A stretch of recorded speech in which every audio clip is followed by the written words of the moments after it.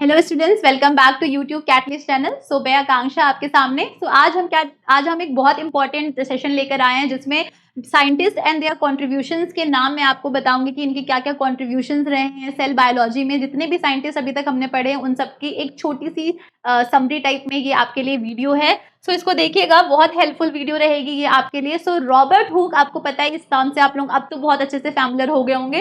Robert Hooke को father of cytology कहा जाता है क्योंकि यही एक हैं जिन्होंने सबसे पहले क्या किया था, कॉर्क की टिश्यू में सेल की डिस्कवरी करी थी। इनको हॉलो कैविटी लाइक स्ट्रक्चर्स दिखे थे जिसको इन्होंने क्या कहा था, ये सेल है। तो फादर ऑफ साइटोलॉजी कौन है? Robert Hooke. डेड सेल की डिस्कवरी करी थी इन्होंने 1664 में।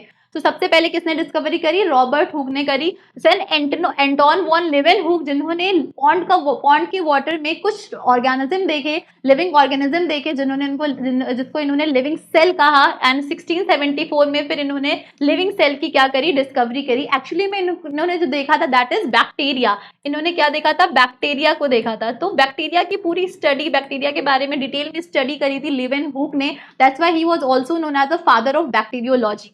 Robert Brown then in 1831 had discovered the nucleus. Brain of cell कहते हैं, कंट्रोल पॉइंट है सेल का। Brain of cell, brain of cell किसको कहते हैं? न्यूक्लियस को कहते हैं। ठीक है।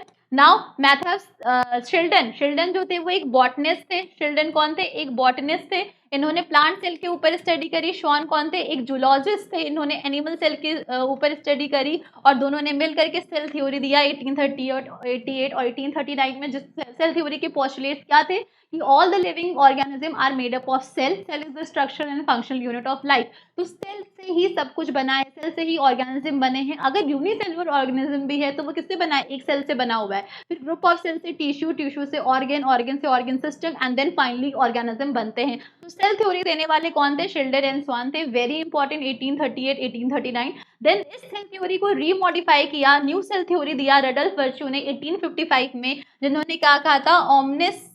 ओमनिस सेलुला ए सेलुला, जिसका मतलब था कि जितनी भी न्यू सेल्स हैं, new sales arises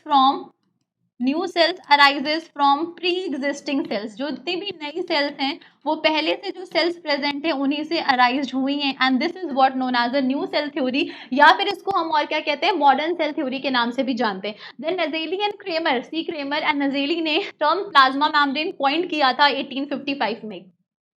Plasma membrane made up of plasma membrane is made up of lipids, proteins and just carbohydrates. Singer and Nicholson ने fluid mosaic model 1972 में दिया था। Very important. The most accepted model is the fluid mosaic model cause the fluidal nature of the lipids, जिन्होंने बताया था कि lipids एक ocean है जिसमें जो आइस, जो प्रोटीन है वो आइस क्या कर रही है? फ्लोट्स कर रही है। So this is a Singer and Nicolson model, that is fluid mosaic model. Then सबसे पहले जो प्लाज्मा मेम्ब्रेन के लिए मॉडल दिया था वो कौन सा था? Lipid by layer model. किसने दिया था? गॉर्टर एंड ग्रिंडल ने। ऑलरेडी मैं डिस्कस कर चुकी हूँ सबके बारे में। डेनली एंड डेविसन ने सैंडविच मॉडल दिया था।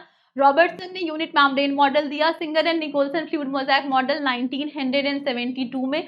अल्बर्ट क्लॉड एंड पॉटर नाम के साइंटिस्ट ने एंडोप्लाज्मिक रेटिकुलम की डिस्कवरी करी थी। Endoplasmic reticulum again of two types, rough endoplasmic reticulum and smooth endoplasmic reticulum. Golgi apparatus Camillo Golgi ने डिस्कवरी करी। Camillo Golgi 1898। डी ड्यूब ने लाइसोसोम सुसाइडल बैग, इसको क्या कहते हैं?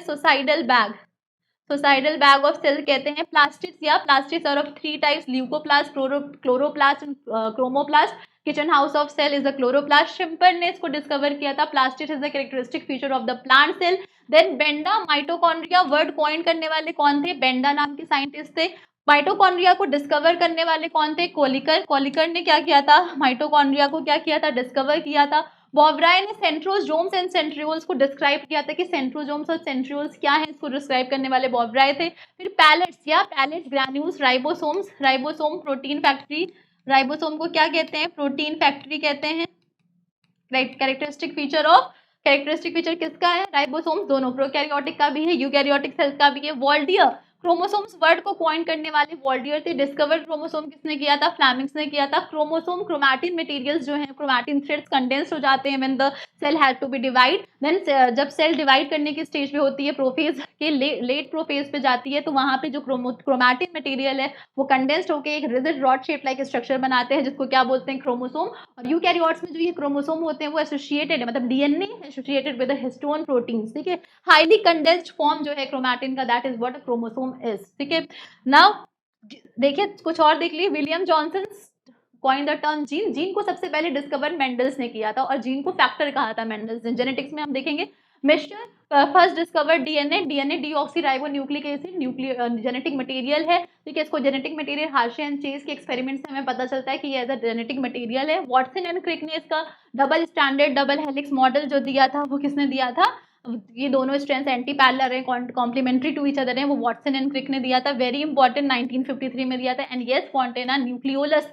न्यूक्लियोलस जो spherical membraneless dark stain body nucleus के nucleoplasm में प्रेजेंट होती है, that is known as a nucleolus. Nucleolus कहलाती है। क्या कहलाती है? न्यूक्लियोलस कहलाती है। This is a site for the synthesis of rRNA. So very very important session is this. जितने भी सेल के में जितने भी आपने अभी तक साइंटिस्ट पढ़े हैं सेल ऑर्गेनील से रिलेटेड, वो सारे साइंटिस्ट के नाम यहाँ पे थे। So this will be the great session and helpful session for you. तो आप लोग प्लीज इस चैनल को सब्सक्राइब करिए, वीडियोस लाइक करिए, सो दैट कि हम और भी अच्छी अच्छी वीडियोस आपके सामने लाते रहें। तो thank you so much for today session.